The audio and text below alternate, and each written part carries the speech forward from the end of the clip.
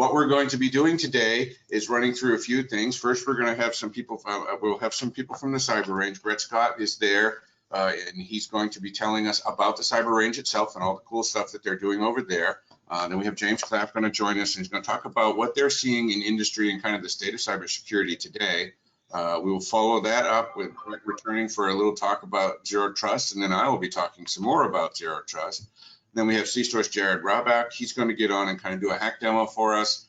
And then we're going to round it out with someone from Talus talking about Cyber Packs, which is a very interesting offering that they have for us. And then we'll open it up for general questions. As we're going through, we will, if you have questions, drop them in the chat and we'll kind of try and get to them as we go through. But again, we'll have that period at the end for any final questions as we wrap it up. So with that, I'm really excited. It's going to be a very good day for us today. And so first we're going to turn it over to Brett Scott from the TD Synnex Cyber Range to tell us about the range. Brett, welcome. Good morning. How are you, sir? My name is Brett Scott. I'm a director level here over at TD Synnex, and I oversee the Cyber Range at TD Synnex, and it's called the TD Synnex Cyber Range. What we are is a corporate version of nonprofit ranges that I've been running for over 10 years. It is a really great place for people to do multiple things, primarily 4 things. One, we are doing things like demonstrations, but we are demonstrating security technologies, both in the context of other security technologies, but also against real world situations. So malware, attacks, denial of service, all of those types of things that would never be allowed to happen on a corporate network, we then do on our private, isolated, separate network. So we have brought tools and technologies into our isolated islands. I've configured them to work together, and now what we have is this great opportunity to demonstrate cybersecurity products and services within the context of a really hostile cybersecurity environment. So it's a great way to truly understand what these things can do, and also for you to get their hands on them and work with them in a real world context. So that's our demonstration component. We also do training. So if you're wanting to upskill your knowledge, so if you want to have your team upskill their knowledge, or if you want to get some rehearsal and practice, we have these things called incident response experiences that allows your team to deal with a challenge that's coming right from the front, from the emerging world of cybersecurity. This is an opportunity for your team to try their playbooks, to work out their strategies, and to learn and have an opportunity to reflect upon the experiences that they have just had in this real world scenario. Good news is it's a pretend scenario, so at the end of the day, you get to actually just reflect instead of rebuild everything that might have been broken. So we have lots of those types of experiences that are going on there. So we have demonstrations, we have experiences and training, right? And then we also have the ability for you to come and learn, right? So you can have your customers or your collaborators, even your vendors, to come learn more about what's going on in cybersecurity. And so if you think about what is the Cyber Range, it sounds like they're doing this and this and this, and that's a lot of different things. The answer is yes, there is a lot of those different things. But in the end, what we do is very simple. We help people to understand the why of cybersecurity. So that when people understand what's going on, it's much easier to A, orient to the problems, but B, also come up with a strategy for how to solve them. So in the end, we are essentially an experienced advisor that help people to see, do, and learn related to topics in cybersecurity. And with that, I think I'll turn it back over to you, sir. All right, thank you very much, Brett. So next up, we got James Clapp, also from the TD Synnex Cyber Range. He's going to tell us a little bit about what's going on out there in the world today. Jim, welcome. You should have a pop-up to share your screen right now.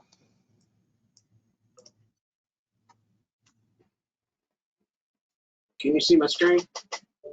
Yes, sir, we can. Got the go-to web browser page right now. Okay, give me 1 second. See the PowerPoint now? Yep. Okay. It's really small. But... There you go. Is that better?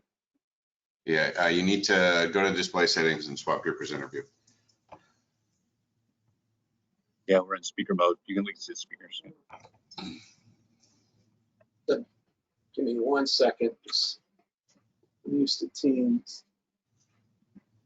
Sorry about that.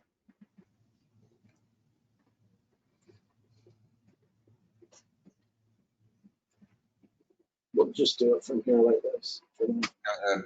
Go to put it back in presentation mode. I'll talk you through it. Yeah. Okay. Okay, now in the upper left-hand corner, it says display settings. Click that and do swap presenter view. In the upper left-hand corner? Yep. Next. Under Yeah. display settings? Yep. Cool. Oh, awesome. Perfect. Thank you so much. Good morning. Sorry for the inconvenience, everyone. Hope everybody's having a great day. My name's Jim Platt. What we're going to be doing, obviously cybersecurity is a big issue, and no conversation would be complete without talking about ransomware or the things that are occurring right now in the cyber sector. So one of the things we're looking at, we're monitoring, I think, as an industry, we're looking at the tensions between Taiwan and China. A lot of analysts believe that some type of invasion is inevitable.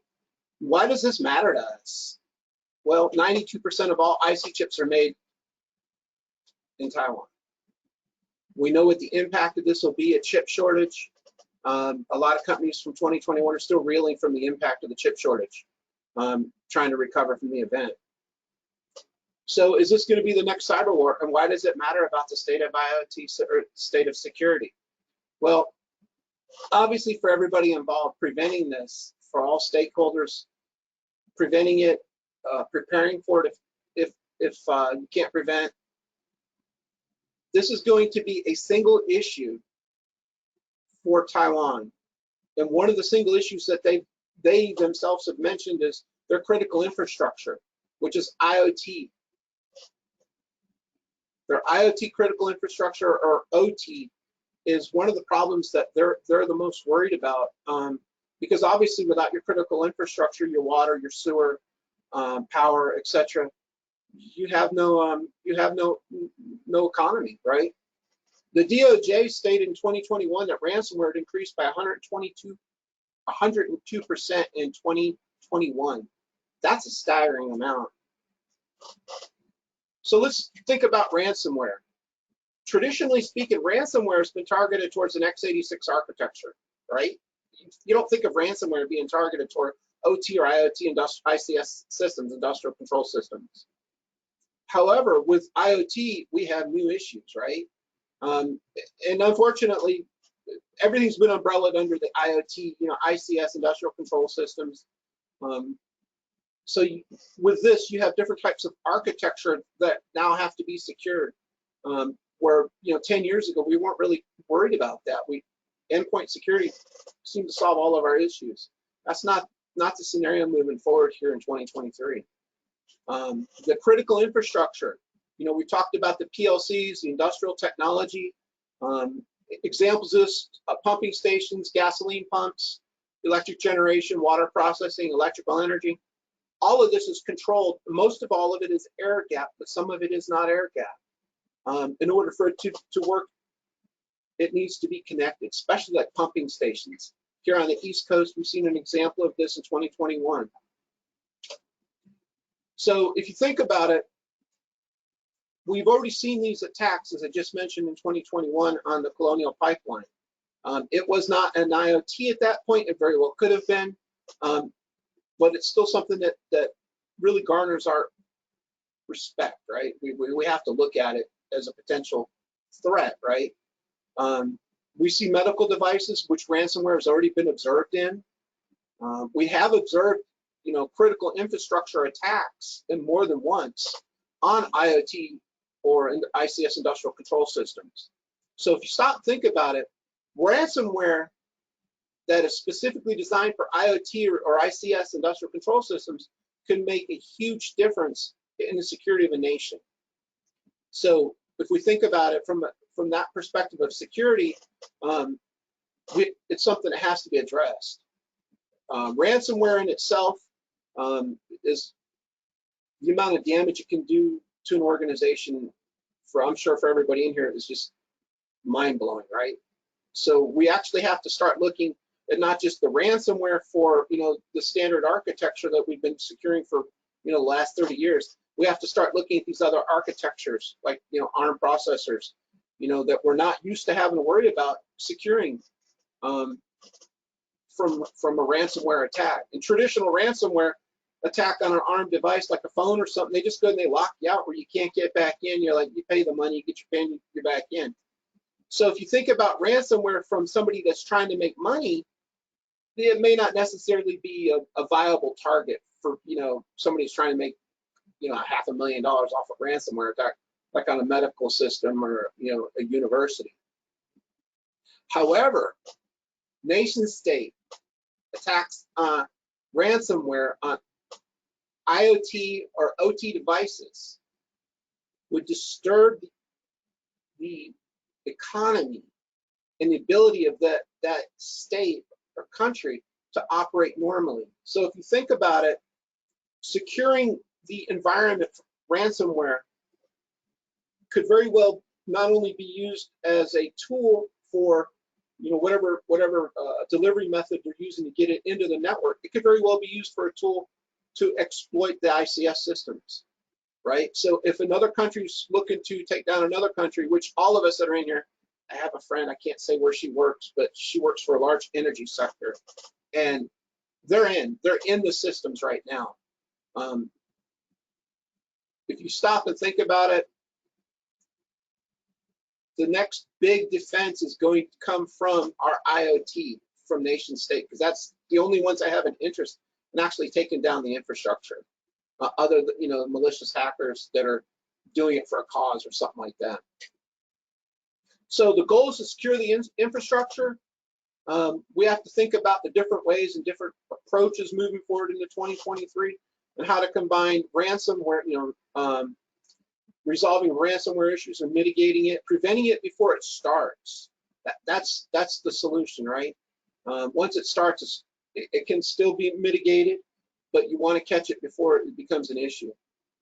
I think that, and moving forward, if ransomware is to be resolved, we need to think about the different platforms that ransomware is going to be operating on, not just, you know, our traditional x86 architecture moving forward, but we have to look at the holistic approach to security and make sure that all these other elements are being taken in instead of just looking at one sector of the x86 architecture.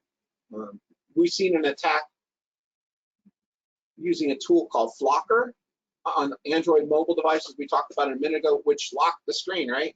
And it also shifted over to smart TVs. So it was able to cross devices because it was based on, you know, that architecture or that that toolkit that was used to develop the exploit, right? Mirai Botnet was a beautiful example. The code for Mirai Botnet was just amazing. I was actually kind of impressed. But, you know, they had, I want to say, 7 or 8 different architectures that they were targeting within that code. So these hackers, if you think about somebody across the street or down the road, or that's one thing.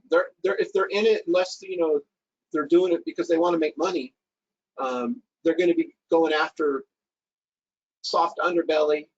Problem is the IoT, even though it's soft underbelly, there's not a lot of money in it unless you're a nation state or you're, you know, a hacktivist. You have a reason for doing it, just like the Mirai Botnet. So with that said, that's the current state where we're going to be looking for 2022 or 23 rather, is a holistic approach to cybersecurity instead of, you know, siloed, you know, just only addressing, you know, what we've been doing for the last 20 years. We're going to be looking at the whole approach for IoT and, you know, standard architecture. That's what I have for you. Back to Brett. I believe Brett now is going to be doing our Zero Trust. And I will stop sharing at that point. Okay, Jim, thank you very much for that. And you are correct. Brett Scott is up next. He's going to talk to us a little bit about Zero Trust. Brett, you should have a pop-up to take control. I do, and I'm now looking for my icon.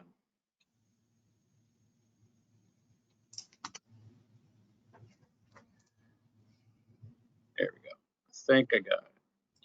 Can you all see my screen? Yeah, WannaCry demo. Fantastic. All right, so that's not what we're going to be talking about. So let's move over here and get into presentation.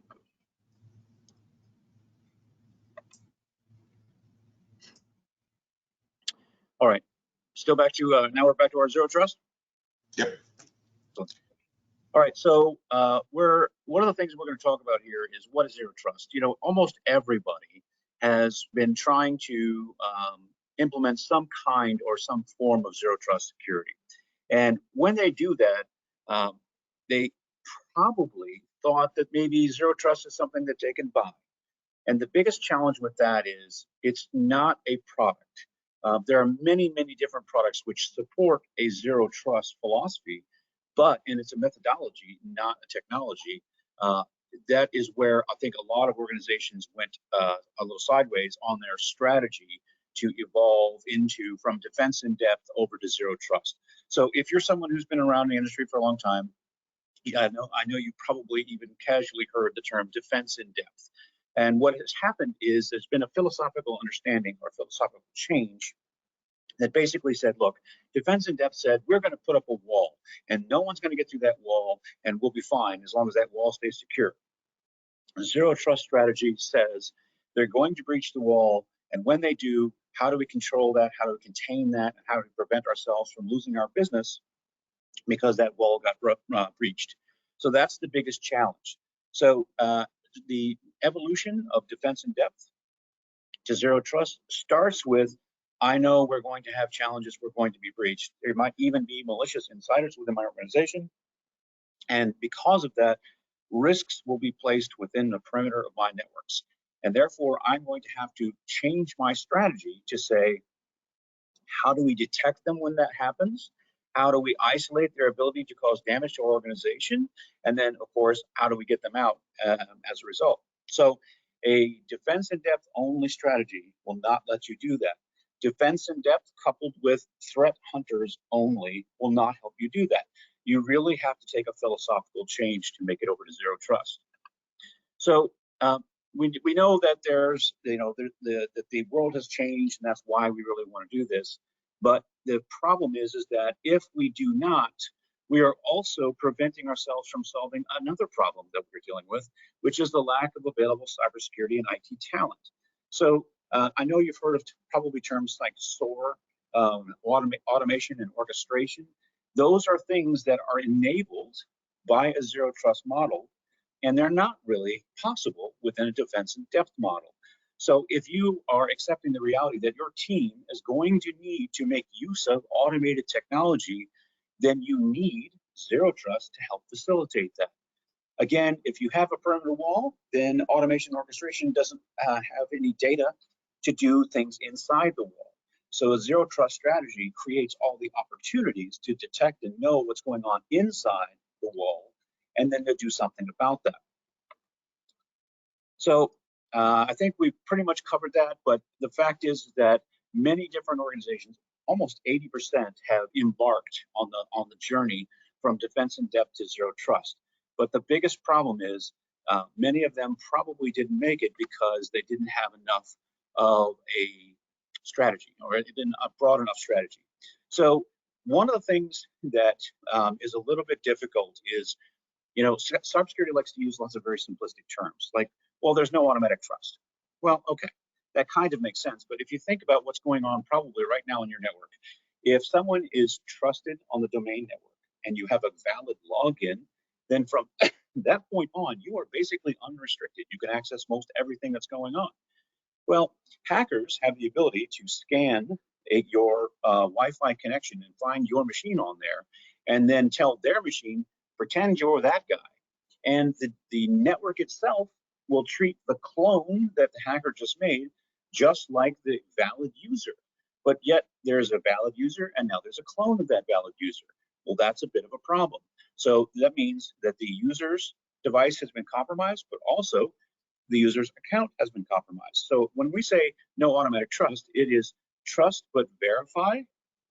And that's not a one-time deal. You are constantly re-verifying, is this a device I trust? Still. Is this a person I trust? Still. And because of that, that constant churning of I'm verifying you, you create the opportunity to detect and say, hey, wait a minute, you're a clone. You're not my user or my user's device. But if you think about this from a perspective of most of us have people working in remote situations, how then does your corporate network detect that a remotely connected device is the right device and is not a clone of something else? So those are the challenges and why you must have a zero trust strategy to deal with today's world. Now, there's so many benefits that come out of this, which are crucial, but I'm going to call your attention to kind of the bottom left area there, which is the limiting of damages. We know that 60% of organizations, according to data from last year, are out of business within 6 months of a significant breach. Now, that's a pretty disastrous consequence for failure to plan and failure to mitigate the risks that are out there. And so most organizations, when they realize how existentially challenging they are, they're ready, willing, and able to make the right investments to help progress them towards a zero trust strategy. Now, this is not something that you have to do everything all at once, but there's some very simple things you can do. Things like multi-factor authentication, simple heuristics, a SIM tool. Lots of these types of things will help move you towards these types of threats, and solutions will help you mitigate them. But let's go through the really basic principles. Least privilege access. Now, I can hear you all in the defense and depth community saying, wait a minute, that's what we've been saying. And that's absolutely true. But if you think about least privilege access in the context of within a silo itself, in other words, if I've isolated my accounting system, how do I least privilege access everything within that accounting system and everything external to that system? You can see that least privilege access kind of evolved a little bit. The idea of micro-segmentation kind of continues with that theme, being able to isolate things into their own area. So if you think about micro-segmentation, and some would call it siloing, what is the benefit of that? Well, the answer is, right now in a defense in depth strategy, if I compromise into the network, then I am able to move laterally anywhere I want within that network. But in a micro-segmented network, if I have a compromise, the bad entities are only able to move within that silo or within that micro-segment. And therefore, you can understand that that will have a dramatic decrease in the risk and danger to the organization. Multi-factor authentication is something that, regardless of who you are or how much money you do or do not have, you must implement multi-factor authentication. There are free solutions, there are paid solutions, and then there are really good premium solutions. The fact is, doing nothing is absolutely unacceptable. You have to do something. So pick one of those things to get started. Obviously, the better you invest in multi-factor authentication, which is very inexpensive, the better off your organization is going to be.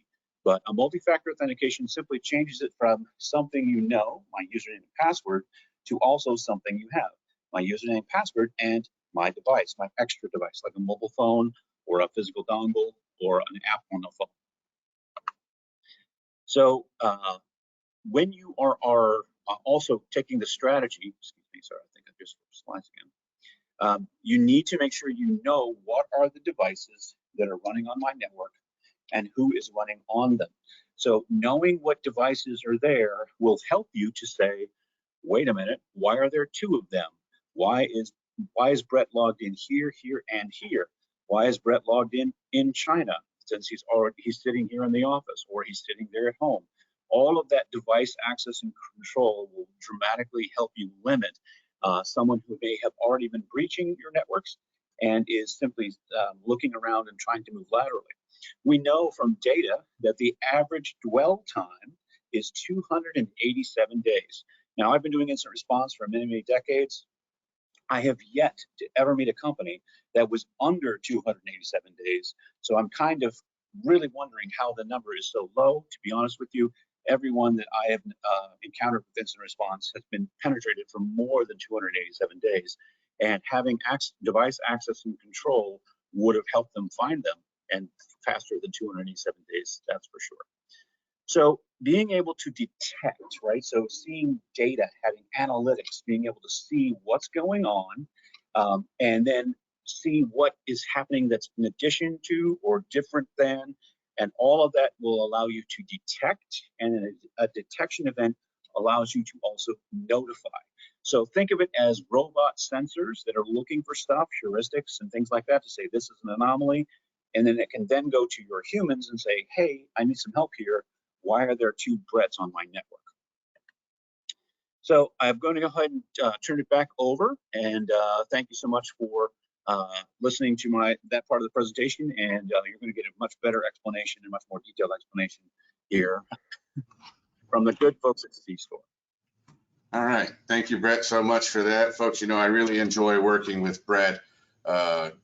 When it comes to cybersecurity, he and I very often see eye to eye on things, but at the same time, we also both approach things from 2 very different directions. Get my screen up here. So as we were putting this event together, you know, we asked Brett to talk about Zero Trust, and I'm going to also talk about Zero Trust. And you're going to see where we agree, and there's some overlap there, but you will also see some areas where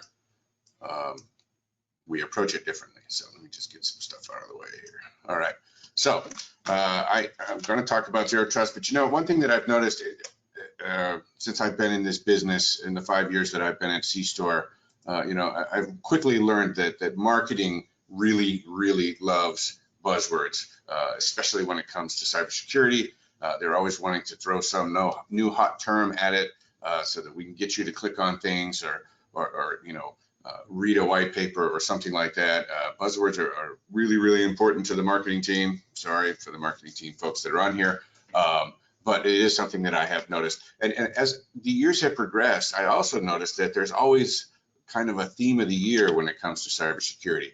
And you think about it, in 2019, you know, marketing was out there, and what were they talking about? They were talking about artificial intelligence and machine learning. I mean, that really was the theme. Everybody had a product that had AI and or ML built into it, even if they didn't really have any kind of machine learning in there.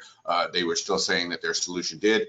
That's what they grabbed onto, and that's what we heard a lot about. Right? All of the webinars were about this stuff. The conferences were focused on this stuff, and that was really the theme for 2019.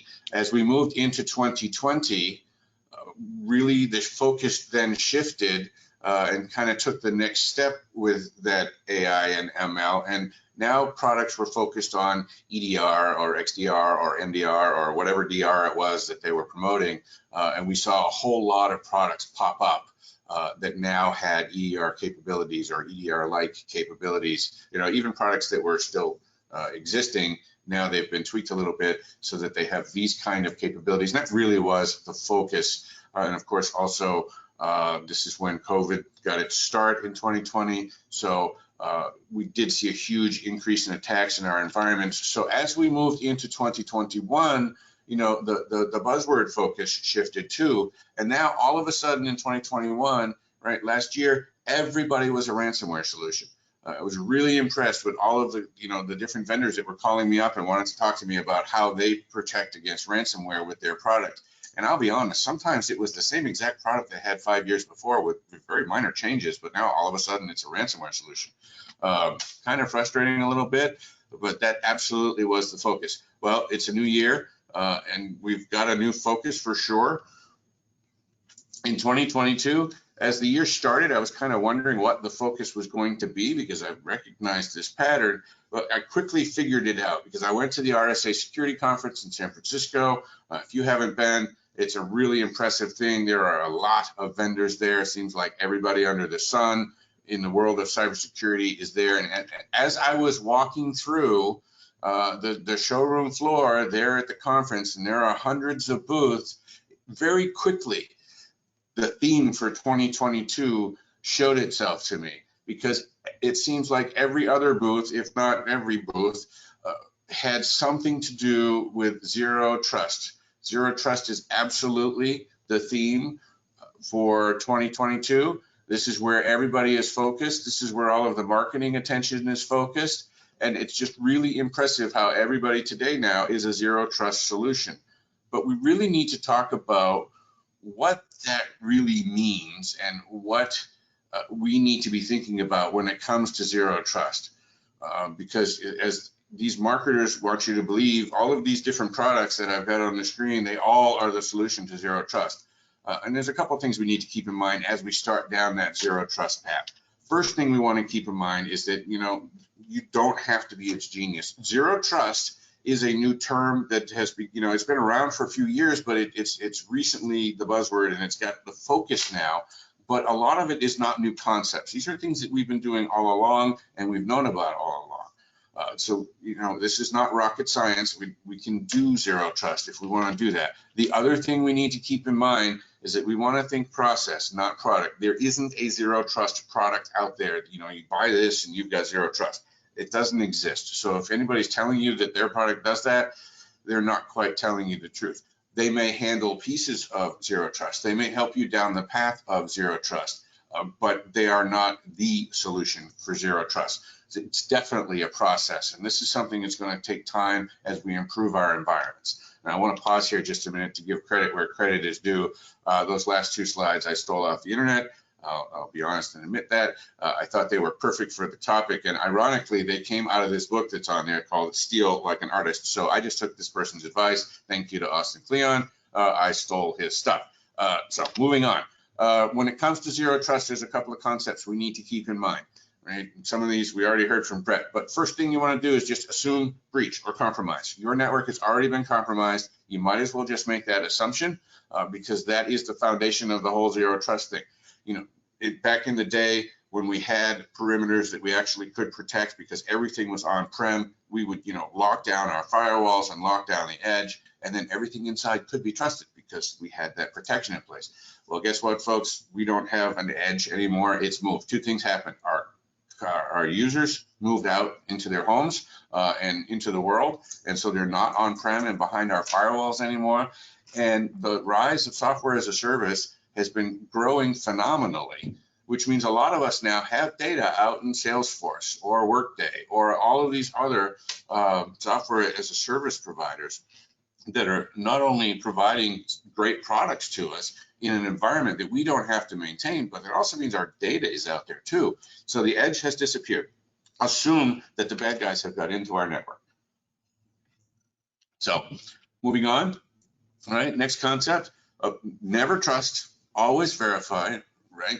We need to make sure that the people that are accessing our stuff are the people that they say they are, which we're going to get into in the next step too. But, we also don't want to implicitly trust anybody just because it looks like Joe from accounting.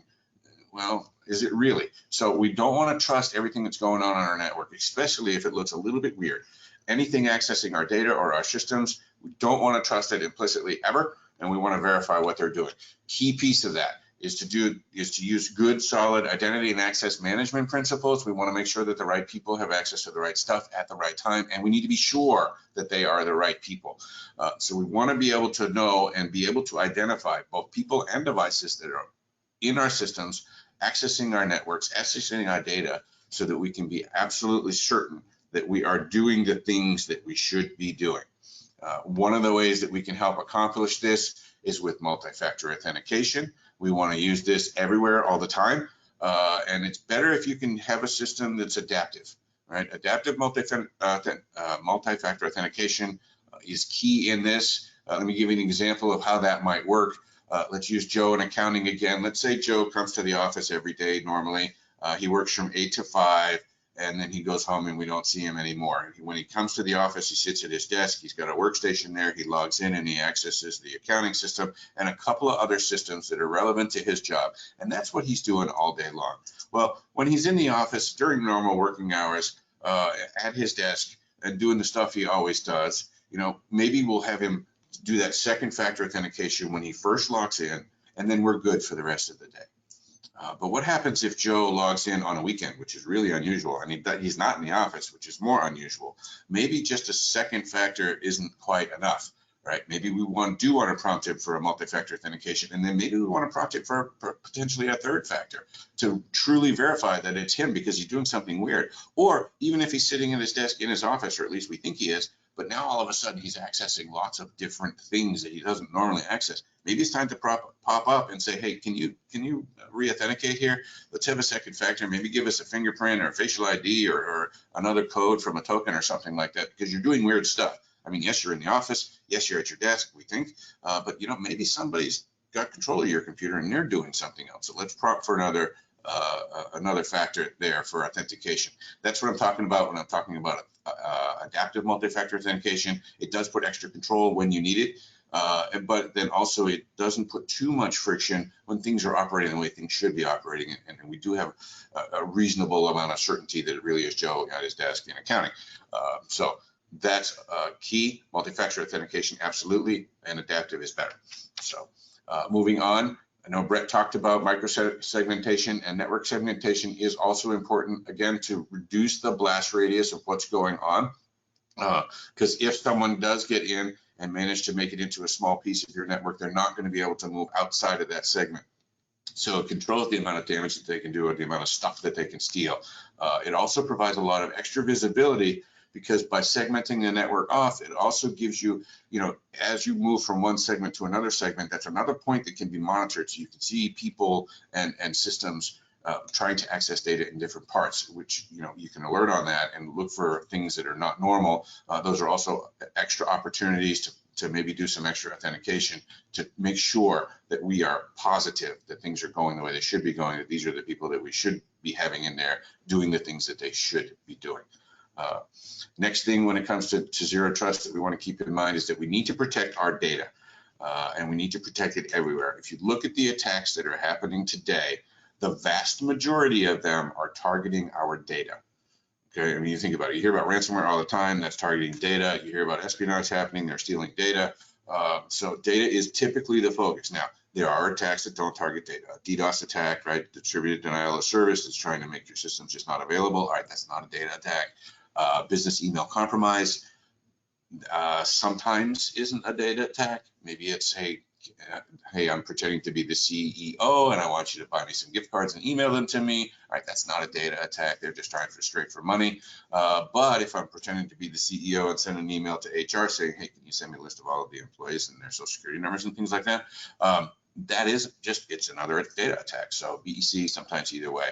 But the majority of all of the other attacks that are happening are specifically targeting the data. So we need to make sure that we're protecting our data. We need to have good data security in place so that we can verify the access that's happening, so that we can make sure that the data is locked down to only those individuals that need it.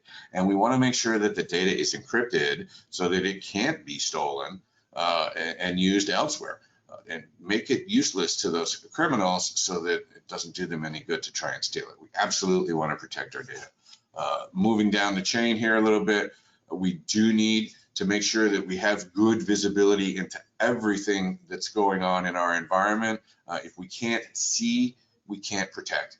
It's that simple. We need to be able to see what's going on so that we can make good defenses and understand when anomalous behavior is happening, whether it's a machine doing weird things or a person doing weird things. We need to be able to see it in order to defend against it. And we need to make sure we have alerting going on, and it needs to be monitored all the time. Too many organizations I see, they've got some decent visibility, but it's only being monitored during working hours because that's all they've got staffing for. Well, that's great, except the Chinese state-sponsored actors that are out there, they work a normal workday just like we do. The problem is they are 13 hours ahead of us. I think it's 15 actually, ahead of us. So their workday isn't the same as our workday. So when they're working, we're not working. And if we're only watching when we're working, then they can just do whatever they want. You can come in the morning and see all the bad stuff that happened to you, but by then it's too late. Got to be monitored 24/7, 365. So with that, let's go ahead and pause here for a minute. If anybody has any questions, you can go ahead and unmute and ask away. I'm stalling right now, so Jared Robach is up next. He's going to do a hack demo for us. So I'm going to give him a minute to queue his stuff up. And if you have any questions, let us know. In the meantime, I'll be switching over to Jared.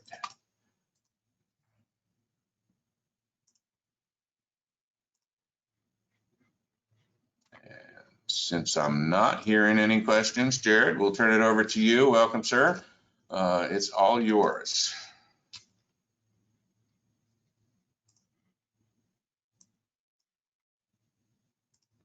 All right. Thank you, Andrew. All right. So good morning, everyone. Good morning, afternoon, whatever time zone you're in.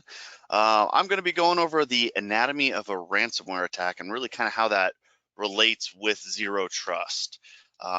we do have a demo that we'll be showing. I'll switch it over to Brett throughout this, and then we'll kind of go over where all the failure points were as well too. So, all right, let's get started.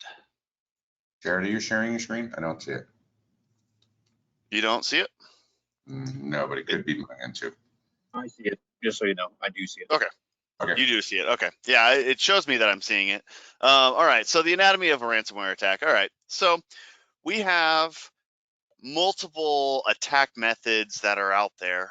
So I chose this ransomware attack to be pretty simplistic. I've seen it multiple times in previous and multiple other organizations, but let's just say we have a hacker out there. His name is Brett. We'll call it Brett for now. We let Brett get on the internet and send an email to one of your users. Your user opens up that email and clicks the link.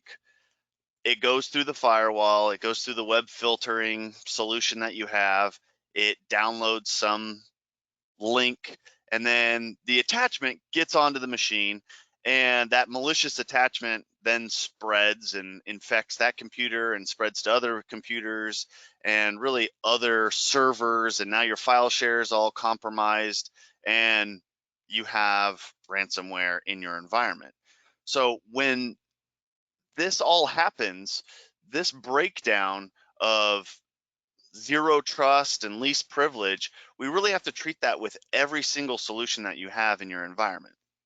So let's actually see a ransomware demo in real life by Brett. Brett, you ready? Thank you. Yeah, I'm very used to doing this because this happens to me all the time, apparently.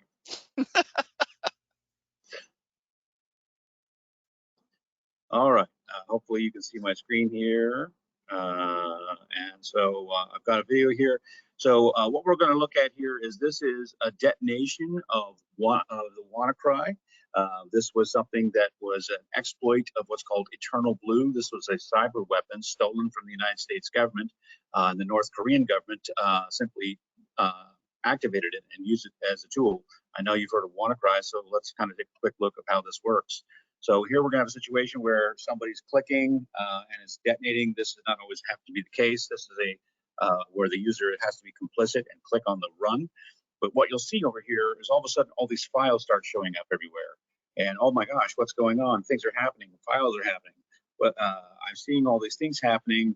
And so now I'm sitting here saying, well, oh, golly, it looks like I've just been ransomed. So this is exactly how it happens, how quickly, and you can see how fast a detonation can occur.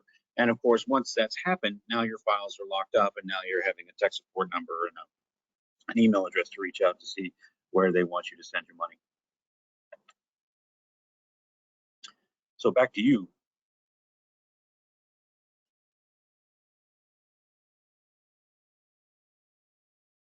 Audio.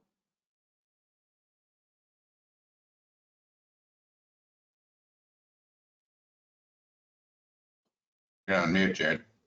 Yeah. Well, in the meantime, I can tell you what Jared's thinking. He's thinking, I should not have used Brett as my demo name. Now Brett's mad at me. Just kidding.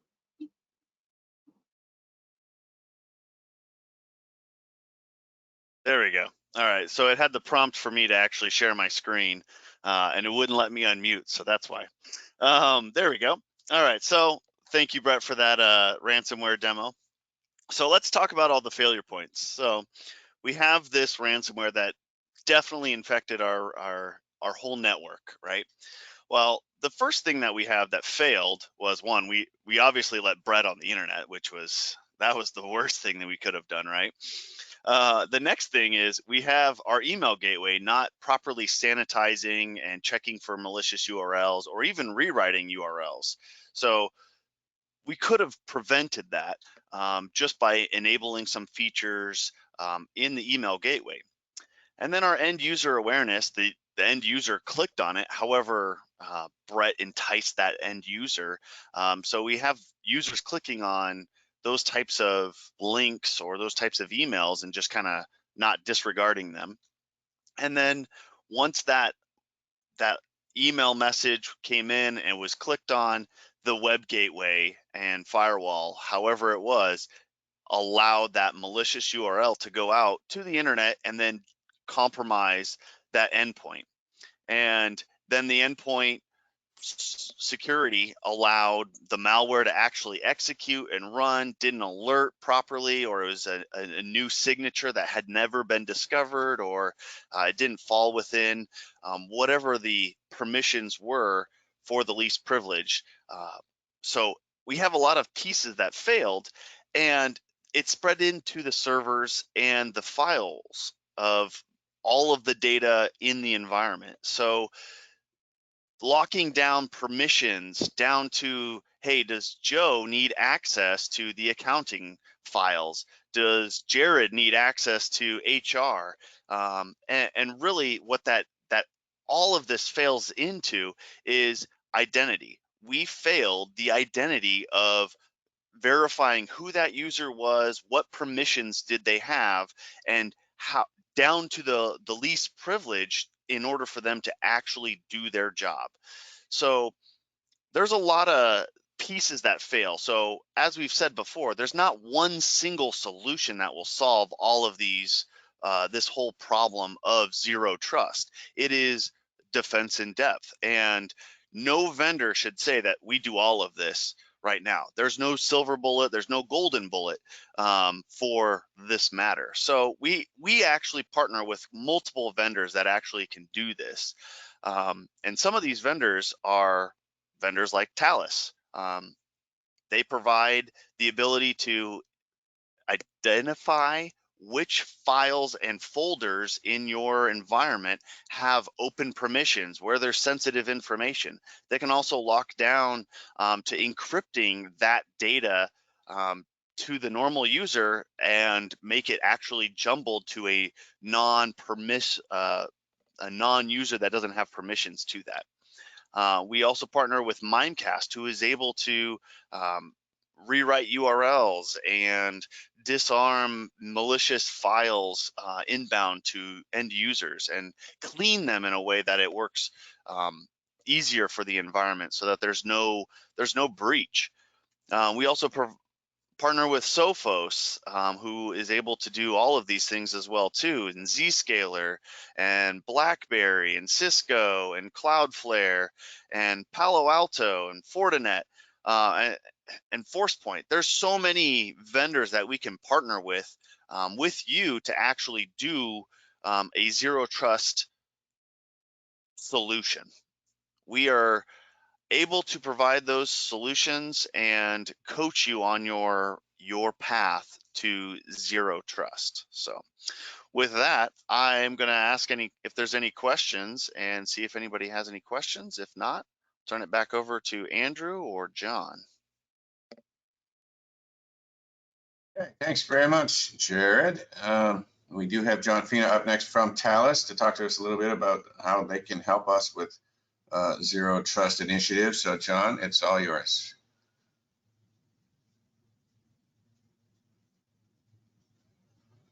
Unmuting would probably help. Excellent. How about now? Can you hear me? Yep. And how about your camera? We'd like to see you too. I can do that too. Absolutely.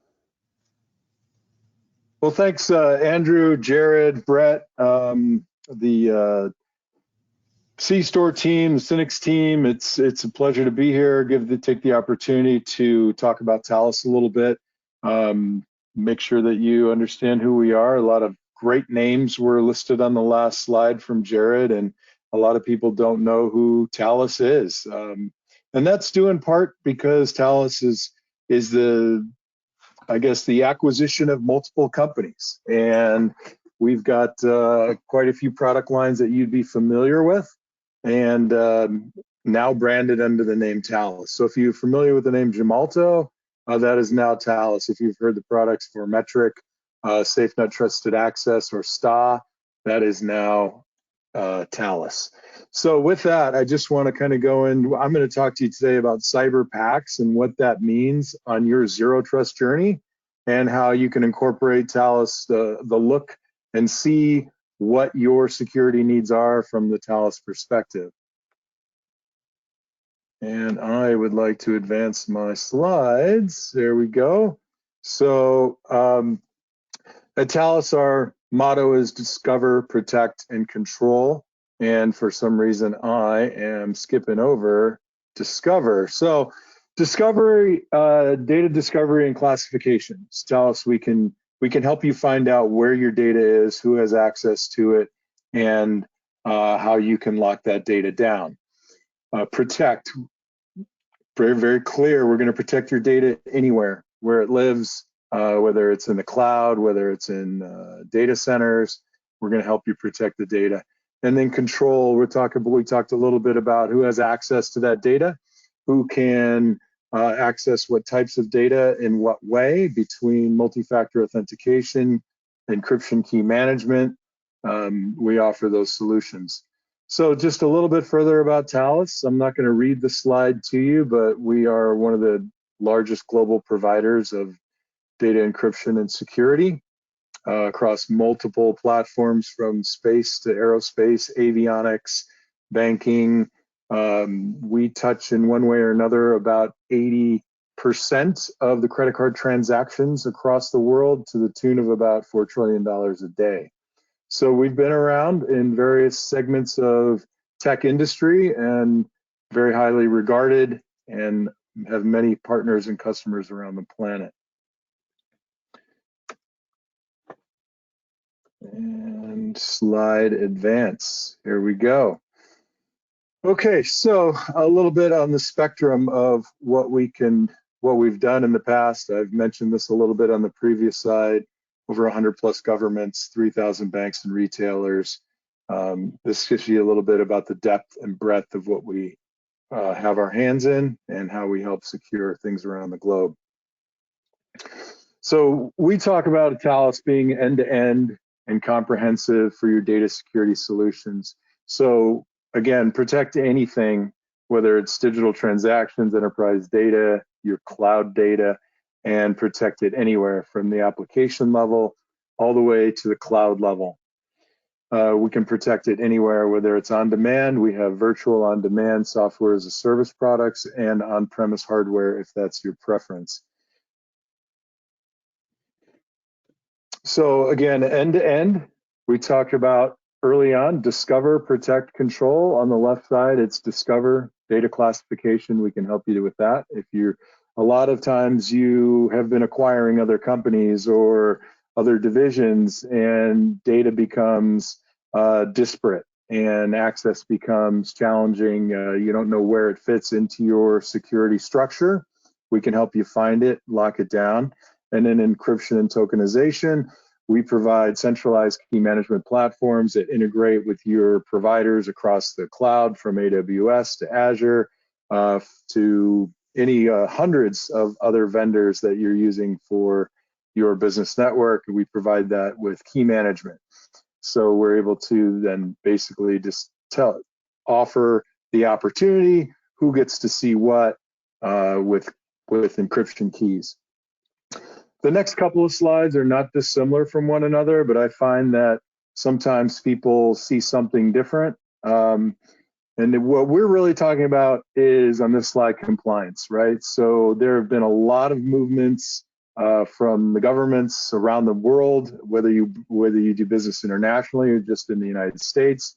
The compliance bars keep getting higher, and we want to help you get to compliance quickly. We want to help you with your cloud security. A lot of people, some people, I should say, don't know that within all the cloud providers, they all expect you, the customer, to be in charge of your data. So Cipher Trust Transparent Encryption. We talked about the zero trust model and how it's a journey, and everybody, you should start your journey today, and you should assume that you will be breached at some point. Hopefully you won't, but in the event that that does happen, what Jared was saying earlier is, if you are breached and your data is encrypted wherever it's being accessed, then what the bad actor obtains is useless to them. So from big data containers all the way to OS file systems. And these are just a few of our compliance levels that we meet. So if you are looking for to start on that journey, and you've got to understand what your outcomes are, and you need a differentiator to solve problems, we feel like at Thales, we're the Swiss Army knife for that idea of discover, protect, control to embark on your journey for zero trust. The executive order that has requirements for data security, I think everybody who's been paying attention realizes that although it's an executive order, it's not a bad idea. As Jared was pointing out earlier with our cyber hack demo, you know, you want to get started. We feel as if the variety of products and the ability to encrypt and give you and provide centralized key management wherever you need it. We are a turnkey, and we can. What I would suggest, you know, kind of looking at this and the next slide, you know, where do I fit into the Thales C-Store network? If you're a new customer to Thales, if this is the first time you've heard of us, then you can qualify for what I'm going to talk about in a second, which is a cyber pack. If you want to think differently, if you have 2+ more areas where your cyber journey embarks, then a cyber pack could be for you. If you're looking for comprehensive security, you know, let's talk about a cyber pack. So value first. What we want to do is provide a consultation. Well, let's talk to Andrew and see about doing a security workshop. Let's see what your threat landscape looks like and where your data lives and what you need to protect most. And we can pick and choose from a cyber pack menu to get the first 2, 3, or 4 products to you that will fit your needs, so you can start, whether that's multi-factor authentication, file level encryption, cloud encryption, key management, transparent encryption. We want to make sure that when you start the process, it doesn't become this cumbersome, enormous hill to climb, that we can work with you and find the solutions that meet your needs. We're building these cyber packs. This is a list between high-speed encryption, data discovery and classification, safe no trusted access, and then key management and data protection on demand, which is our virtual HSM. So we have a cyber pack for you, whether you're considered a small, very small, medium, or large business. We have a cyber pack solution. It's going to be a flat rate for the first year. It's basically, you can try it out, and at the end of a year, you can decide, you know, if you want to move further into the Thales solutions, growing those solutions, or if it's not for you. So again, if you have a need, a security workshop, reach out to Andrew or myself, and we can put together a team to work with you to understand what your needs are, what your exposure is, how to start your zero trust journey. And we can talk about if a cyber pack option works for you and your company. So if you want to reach out to me, I am the regional sales manager for Thales for Arizona and Nevada. And of course, Andrew is your head of security, chief of cybersecurity at C-Store. So I appreciate the time, everybody. I appreciate the opportunity to bring Thales by name to you, and look forward to answering any questions you have. If you want to go ahead and scan that QR code for each of us, please reach out. And if you have any questions, I'd love to hear them. For coming today and sharing with us, John. These cyber packs are, I think, very exciting. I was very interested when I first heard about them, really, because what they are is they're a little bit of a lot of different things that Thales has to offer. They come with services built into the price of that, so that we can really get them into your environment and up and running, so you can really understand whether or not these work for you. And they're heavily discounted in that first year. So it really is a good way to try things out and make sure that they're a good fit before you make a larger investment into that. So with that, we're going to turn it over to questions now. Just make switch screens here. So we are open for questions. If you have questions for me or anybody else on the panel, go ahead and you're free to unmute and you can ask away. And if you would prefer, you can also drop them into the chat and do that. And John's making noise there.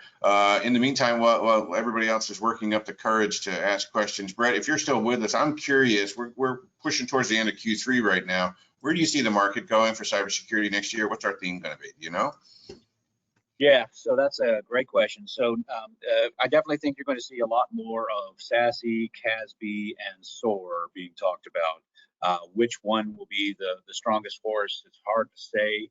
I think probably SASE will be the largest benefit, and that's primarily because of the fact that this allows entities, whether they're remote workers or local workers, to have a secured or a securable connection to the internet without having to transit the corporate network. So basically it's low impact on the user because it just automatically kicks in when you need it to kick in, and you're able to add security to the picture. So I think that's probably the strongest force. But CASB and SOAR are certainly there.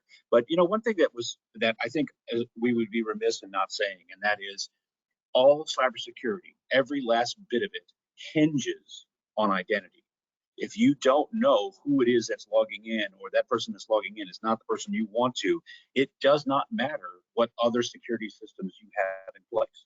So it's really critical, the message you brought forward here, that everybody take identity very, very seriously, because that's quite literally the foundation upon which you build. Yeah, Brett, you know, I couldn't agree with you more about that. And we're even starting to see, right, cyber insurance companies are starting to require multi-factor authentication as a part of the process going on. If you want a policy at all, you need to have that in place. A lot of other regulations and contractual obligations are now starting to require, you know, multi-factor authentication, because you're right, it is the absolute key that everything else is based on. If you can't authenticate your people and do it in a good way, you might as well just give up right now.